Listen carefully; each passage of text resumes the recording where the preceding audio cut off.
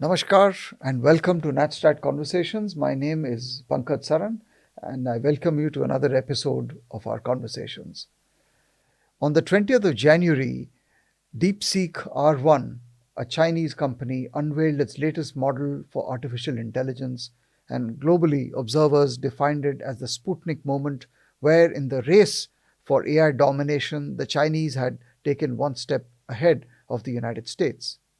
To discuss the grave implications and the profound implications of this development, I have with me today Mr. Anshuman Tripathi, who is a member of the National Security Advisory Board and also himself expert on semiconductors and holds a US patent in semiconductors. He, as part of the National Security Advisory Board, has been involved in the development and in the brainstorming in the areas of semiconductors and chips and in the whole area of emerging technologies. He is a graduate of the Stanford University in the United States, a former head of business consulting, and also has engaged himself in multiple projects in the tech sector. So he is the right man to talk to us about what DeepSeek R1 means for the world, for India, and for the US-China global technology competition. So Anshuman, thank you very much for joining us and taking time from your busy schedule. Thank you so much. Thank you, Pankaj. Thanks for having me, and thanks for having me at NatStrat. Excellent organization. Thank you so much. Thank you. So I want to begin straight away with asking you, do you think this is the Sputnik moment, the January 20th release of the DeepSeek R1, the AI chatbot? It depends how you look at it. Yeah. In ways, it can be seen as a Sputnik moment because in many ways, the Western world had tried real hard to keep this from happening.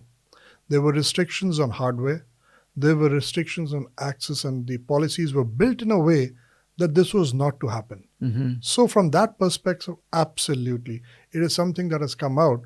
But I don't think it's a one-off.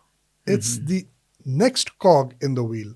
And just like generative AI, there'll be further cogs in the wheel. The amazing thing about this development has been its low cost, has been the fact that it's been developed despite denial of technology, especially graphics processing units, to China and by young researchers. And you don't have the billions of dollars that Stargate and OpenAI in the United States was investing. So what do you think is the secret of this success on behalf of these researchers in China? See, the complete picture from the Chinese world is not very well known. But I can say that both China and the United States are at two extremes.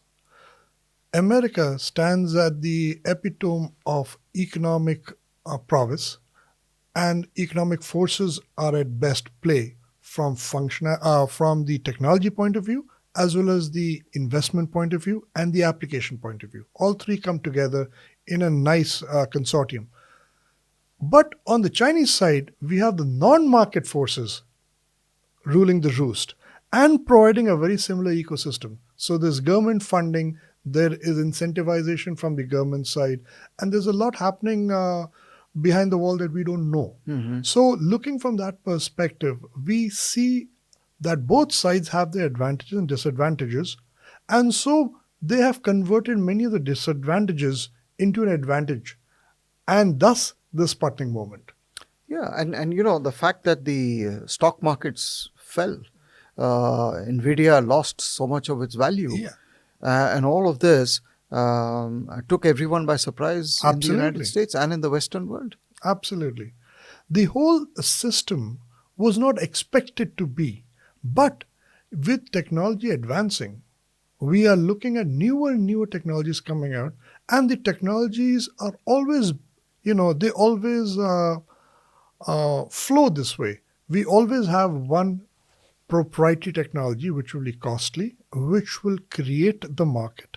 And then looking at that market, looking at whatever inefficiencies that original proprietary solution had, the next solution that will come will try to make its space on those weaknesses. So when you had the OpenAI model built on the Nvidia flagship products, which were not available in China, China built its ecosystem around the lower grade chips, and it focused on the technological advancements in software which came after OpenAI and which allowed them to utilize these lower technologies to give a better solution.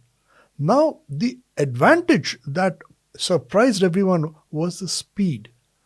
OpenAI has been around since 2015, if I'm not mistaken. 2023 is when DeepSeek came into Yeah. existence. July 2023. So it's less than 2 years. Yeah. But the other side that people say, and I would tend to believe them, is in China, DeepSeek has the largest collection of the high-end Nvidia chips that they collected before all the restrictions and embargoes came into place. So they played fast and loose, and they are reaping the benefits of that foresight. But the confidence level in the sense that it is open source Yes, and they've revealed the source codes and yes. everything. There's another side to it. The reason is that China, with its non-market forces, has a lot of restrictions on putting AI into commercial use. Now, if you make it for research and make it open source, you can circumvent a lot of those restrictions. So that is going to their advantage. And secondly, as you make it open source, as you make it available for a cheaper price, a larger number of people will use it. So now if you look from the perspective of Apple downloads, DeepSeek is way above OpenAI right now. Yeah. Now, so with all the people accessing, it helps them retrain their models. So along with the inference, there's a lot more training going on those models, which is now advantageous to them. So if you look at OpenAI also, their models have been growing. GPT-3, GPT-4, ChatGPT, and they have now got a new version which is O1. So similarly, even DeepSeek, the original first model came out in December of 23. And from December 23 to January 20th, exactly 1 year, they have accelerated pretty fast. Can you explain to, in a layman's, what goes into a successful AI technology? I mean, as far as I understand, there are two elements broadly. One is the data part of it, and the other is the compute part of it. Yes. So, So there are two parts. Thanks for bringing up that question. If you actually look at these models, in generally everybody knows artificial intelligence are products which have learned from data in the past. It's more like monkey see, monkey do. So that monkey see, monkey do is expanded in here into something very specifically called the large language model. Large language model are models which can take multiple inputs of thousands of tokens or thousands of words and encode them in a specific way and create weights and then predict what would be the output on the other side, looking at the outputs they've been trained on. Now, LLMs are trained on the internet. So they scrape data from the internet, and that is why they can have all kinds of positives and negatives. They could have political rants which they've learned on, learned on positive, they've learned on negative. They'll have everything in there. So these large language models trained on open internet is where we have a starting. Now, after you've trained that model, you can actually ask it specific questions. Now it goes into its model to look for something very similar which it has seen before on the internet, and looking at that, it'll come up with a recommendation. So it'll always give you something which is kind of centrist in a way, average. But what is generative AI in that case? So generative in the sense that it is predicting one word after the other. So if you give it a bunch of words, it'll tell you what will be the next word, depending on the question that you're asking when you give it a prompt. So it'll give you what will be the next. And then when you do it in a recursive manner, it becomes generative.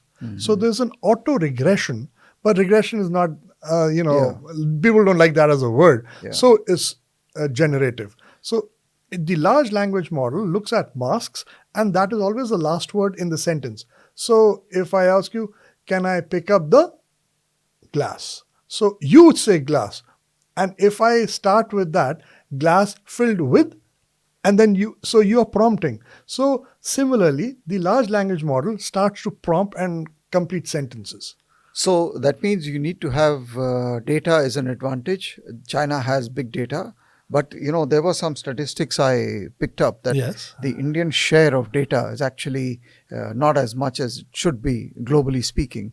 And the other is the compute power, right? You can have the data, but you do not have the compute power. Yes. So can you talk a little bit about the compute power aspect? Absolutely. And then we come into the issue of semiconductors, chips, And how we put them and the together. graphics processing units, the GPUs. So if you look on the hardware side, all this data, there's a lot of data. Yeah. The input size on GPT-4, if I remember, was 4,000 tokens. Chat GPT was 32,000 tokens. DeepSeek is 128,000 tokens. So you can have an input which is coming in, which is 128,000 tokens long. Now, this looks counterintuitive because if I'm asking a question to ChatGPT or to DeepSeek on the phone, it's a few words, You'll say, Yeah. can you do blah, blah. But it has to create context. How does it create context? When you ask multiple questions, all those question answers, that whole chat is also put in as an input so that it can create context. So all that big amount of data that you have has to be processed in the hardware.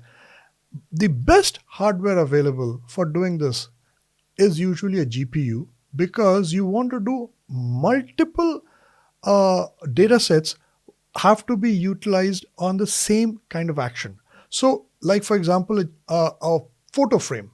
So each pixel, each element on a photo, you want to make lighter or darker. So then there are thousands or billions of those pixels, but each one of them has to be made lighter. So you want to do them parallelly. That's how the GPUs started. That's the genesis. Now we could leverage that into the artificial intelligence world in the large language model because there are a lot of tokens which have to be all processed together. So that is where GPUs came into the picture. But there are a lot of companies who make GPUs. The key part which makes Nvidia successful is its software. That software which stitches the AI layer with the hardware. And that traditionally the one made by Nvidia is called CUDA, C-U-D-A, and has a technical full form. But CUDA is what started off. Now, competitors of Nvidia like AMD and other companies, now even Apple has started to make its own chips. They have also started to make GPUs, but their software is yet to catch up. So that is where these people have an advantage. Great. I mean, that's very interesting, and I'm glad you're putting it like this. But I read the statistics here that the Indian government has said that they have already procured about 19,000 GPUs, and 10,000 of these are available for immediate use. Exactly. And this compares with the DeepSeek R1 model, which apparently was developed using only 2,000 GPUs, whereas ChatGPT used 25,000 GPUs.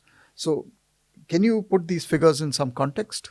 Well, now that we're talking about the government, providing us these opportunities and the government policies, let me start with my usual disclaimer. These are my personal views. And I would think that when you larger number of GPUs that are available at your disposal, the better would be your large language model. So 2000 using the best of technologies, which we would also like start to work on, will take time. Let's see when those the GPUs are available and what's the policy framework in which they'll be available. I'm not aware of it right now, but that creation of a large language model will take time. Or the second solution is that we use the models which have already been created in open source like DeepSeek and build a layer on top of it.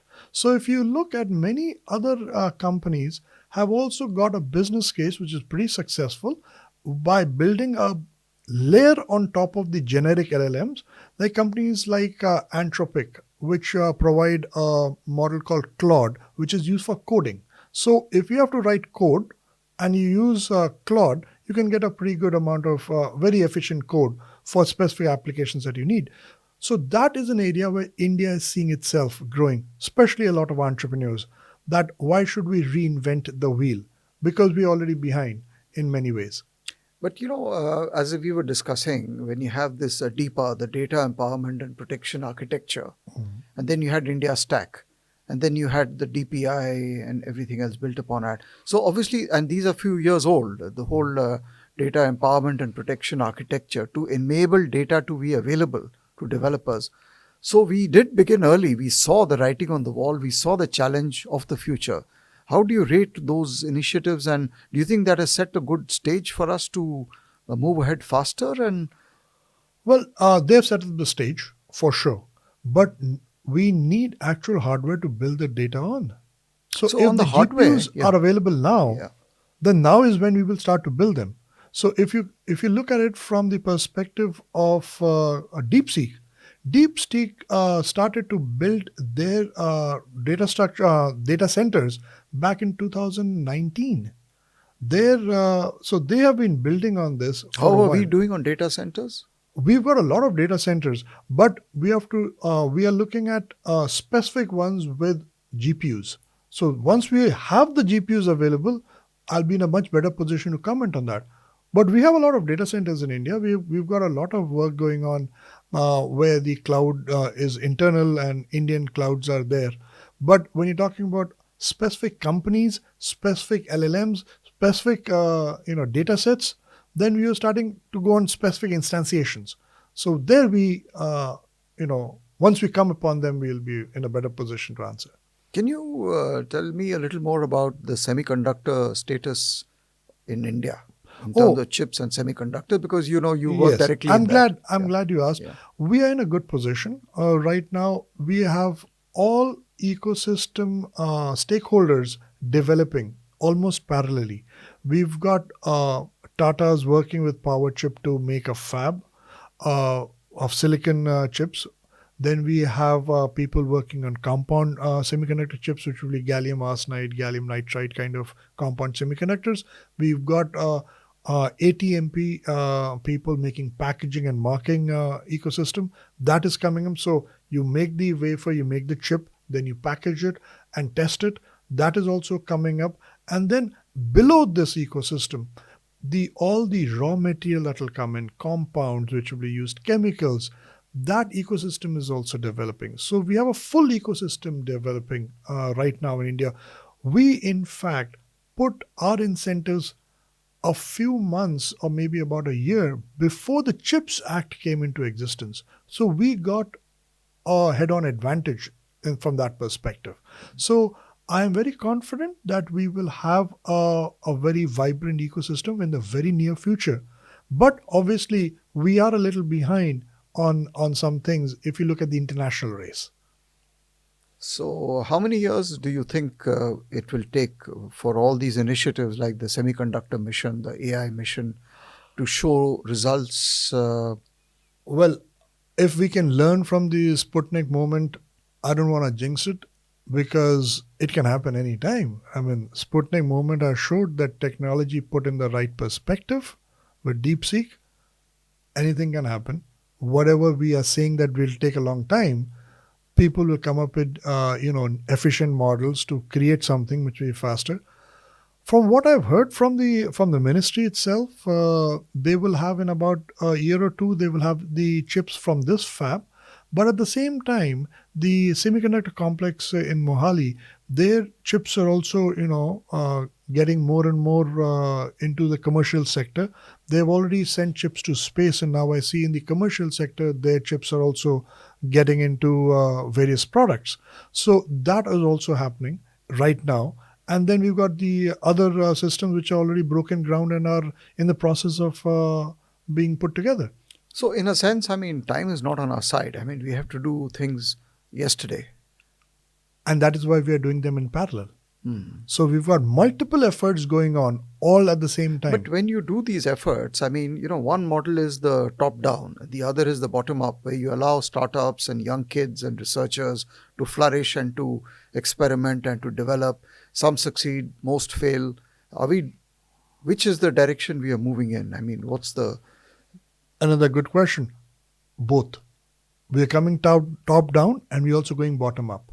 So if you look, there are companies like Tata's, who have gone and made, collaborated with PowerChip and the established big players. They are coming in from the top, and then there are people from bottom up. There are new startups which have come in. So have you met people at the startup level? Have you interacted with the private sector or researchers? Oh, absolutely. What's the mood like? The mood is pretty vibrant. But one point that I would like to observe in here is that what I saw is, if you look at the Indian system, the innovation is more technology driven. In many of the Chinese ways of doing, or in other places, the innovation is not just technology, but also on the economic and business side.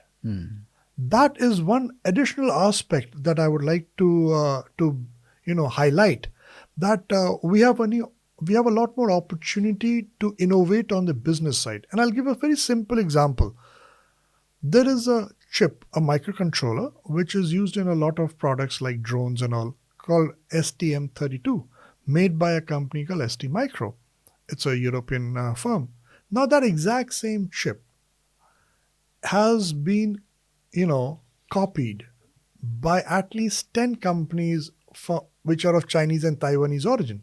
Exact pin-to-pin copy. And they sell at a little less the price. So they didn't need to create a new ecosystem. They didn't need to create new supply chains. They just dovetailed very softly.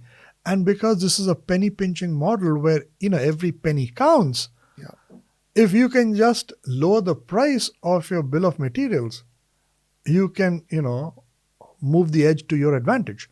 So those are kind of models which we should also be looking at. So what more should we be doing as the government, but also as a society, as a nation? I mean, how can we step on the accelerator and move much faster than what do you think we need to do much better than we are doing today? Yeah, absolutely. That's exactly what I was answering when I said economic innovation. If we come up with a new product and then we need a new system around which that product will be established as a product for sale, then we've got a long way to go. But if instead of making a new product, we can have our new chip or our new component fit into an old product, we hit the ground running. No, but also, correct. I mean, that's well said. That's a strategy which the Chinese have used very successfully. But speak a little about the talent pool and the skill development pool in India in terms of, do we have the manpower, the talented, the right people? Absolutely. I would like that to state this fact that India has the right talent, because to give a very simple example, when you talk about GPT, generative pre-trained transformers, the T stands for the word transformer. The transformer is a specific kind of a model that we use. That was put together in a research paper in 2017 by a guy named Ashish Vishwani, who is a Birla Institute of Technology MESRA graduate. So if you see, as I said, further cogs in the wheel, they came up with the model, and he worked at Google, and then he started his own company called Essential.ai. So Essential.ai comes out with Transformer. On that model is built the OpenAI, and then on OpenAI, after that comes the DeepSeek. So here's the subsequent cogs in the wheel, and there'll be another model coming out afterwards, which I can speculate very easily on what are the ways in which we'll see this unfold going forward. So our Ashish Vishwani is one person who's very well known in the world of transformers and well respected, and he should be, and he's from Indian origin. So Similarly, like him, there are other people in quantum, in AI, in other areas who've made a good name for themselves. But do you want to list or name any institutions in India which are doing a good job or who are ahead in terms of our research Well, institutions or? our premier technology institutes are doing well, but if we have to grow at a faster pace, a stronger collaboration, I would say, Yeah, between the business side and the technology side, so yeah. that the innovation is not just technology but also business.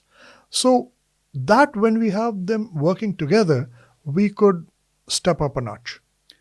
I think it's a good time because to have this discussion because the Prime Minister is now visiting France for the AI summit in Absolutely. February, and he's going to be co-chairing with President Macron. So the level of ambition and aspiration from India is going to be quite visible. And I think the view, of course, what we would like to see is that India becomes part of the circle of three, which is the United States, China, and India. Or I don't know whether this ordering is correct anymore, but I was reading a statement by the OpenAI chief who was asked about China, and he said, I think the big point, the North Star that I would put across and emphasize is that there is real competition between the United States and China, and the consequences and stakes of that competition are enormous. So I think we are really at that cusp. So, do you have any thoughts on that and views on? Yeah, Absolutely. But when it says United States of America, he, I hope, takes into account the number of highly skilled individuals that are imported into United States from India under the famous H1B model. So the large language model also has a large employee model, which is playing an instrumental role. And I'm sure even Ashish Vishwani was at H1B at some point of time after graduating from his PhD in the United States. yeah, So when it says China and the United States, India is implicit. yeah. But I You think, have to have a technology in here, but what's of importance is that when software becomes a key player, we Indians are known as the software programmers of the world. absolutely, absolutely. So that can help shift the power center to India. That is one area where, with open source, we can empower the country and make and grow our own models on top of the open source solutions. That is one opportunity space for India that we have a strong opportunity to capitalize on. So you need the financial system, you need the ecosystem, the legal framework. You also need the basic infrastructure. So with this plan for getting the GPUs into India, with the plan to create data centers, and given the talent pool that you have, are you? All these would appear to make us optimistic about what we might see in the next 3 to 5 years in terms of the development of the AI sector in India. Absolutely. I would say that is true. If you ask me, inside these sectors, which are the ones that Indians should actually focus on? Yeah, in terms of application. Application, Yeah. I would say software. Because the hardware chipsets are, as DeepSeek has shown, and whatever will come after DeepSeek will show again, is that the importance and the monopoly that the hardware is playing in the AI model generation and inference stage is going to be reducing. So as that goes lower and lower, software will become more and more the strong play. And when that happens, the ones who can take the research software and implement it into reality the fastest will be the winners. And because Indians in general have been working in that area for a while, we have a window of opportunity to capitalize on. So thanks, Anshuman. That's very, very useful. I just want to end with slightly away from AI, given your background in technology and that you have been dealing with this. Can you identify some areas outside of AI in which you are optimistic and you see good progress in the tech sector, in the emerging tech sector in India? uh, after you return from the United States and being part of the NSAB and interacting with so many government agencies, bodies, industry? You mean tech areas outside AI? Outside AI, I mean emerging technology areas. You've been dealing with drones and other sectors of technology. How do you rate the landscape, the technology landscape? I think from a technology landscape perspective, in every area where there is some kind of an open source platform to build upon, it provides a golden opportunity for Indians to jump ahead and catapult themselves into the international race. Everywhere where there are models, where there are open source solutions, may it be RISC-V for processors, may it be open source in DeepSeek models, or may it be other models like PixHawk and all for drones. There could be, so every area where there is a underlying open source solution, building on top of those open source solutions is one area that I find will gain a lot of traction in India, and it's already doing so. Also, coming back to the AI model, there is a lot of reliance on Nvidia right now. And so the next model in AI which will come out would probably be a superior hardware to what Nvidia is providing right now. And there are already some bright sparks out there. There are companies like Grok, there's a company like Cerberus, Tesla has a chip called Dojo, and there are a few others which are solutions waiting to compete with Nvidia. So the next solution which will come out from the Western world in AI would probably have Nvidia on steroids kind of a thing to build upon. And the one which will be coming from the Chinese side of things would be something which is similar, but is more software on steroids than the hardware on steroids. And companies like Huawei, MooThread, they are all trying to work in that direction to provide that kind of a solution which does away with the limitations. Now, a very peculiar observation that I have noticed in this area is that when you have a established solution, there's a trust factor. So even if it might be from a foreign country, I trust the solution and I'll build upon it. I will never let a homegrown solution compete with it because of the familiarity and the trust and the entrenched nature of the system of the product which is there. But if non-market forces like policy restrictions cut off that supply line, you leave no other option but to rely on homegrown solutions and develop your own trust in them. So this is a double-edged sword from the American perspective.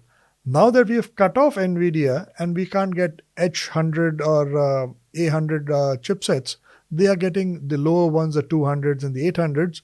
There might be other companies which will come in, which the Chinese themselves would have never developed had they been spoon fed with the American solutions. Yeah. So that double edged sword will show some new technologies, even in AI, which are not that dependent on NVIDIA. So Yeah. that creates a very interesting future for us on both sides. We'll have hardware on steroids kind of solutions and software on steroid kind of solutions coming from this side, or maybe a combination.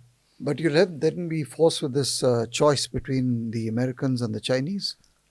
Or we'll have multiple options. So you have large language models where if you have access to the NVIDIA solutions, you go in here, or you have access to the other hardware, you go in there. Or this might be the best time to invest in those NVIDIA on steroid kind of solutions which are right now being developed. So maybe partnerships, in programs that India has with other countries like the ISET program and the TSI program and all, those places, we can develop a collaboration for those solutions. Yeah, but I think what is really encouraging in terms of track record is, as we discussed, the India stack model. I mean, it's a remarkable example of Absolutely. how you have marshaled your data and leveraged it for your digital technology transformation of the country.